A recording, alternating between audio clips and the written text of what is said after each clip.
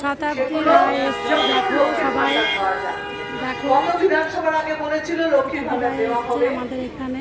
সবাই এই যে সব ছাদে বসে আছে, এই যে অর্পিতা, লোকসভার আগে অর্পিতা ভালো চলে এসছে। 500 1000 হবে, 1200 হবে, হয়েছে কিনা, পেয়েছেন কিনা। তো অন্য দল এসে কি বলতো যে ভোট দিন তারপর আমরা পাড়াবো। আমাদের দল তা কিন্তু বলে, আমরা বলেছি, আমাদের নেত্রী, আমাদের সরকার বলেছে আগে আমরা দিয়েছি, আগে আমরা কাজ করেছি, এবার আপনারা ভোট দিন। আপনাদেরকেও তাই বলবো যে যে প্রকল্প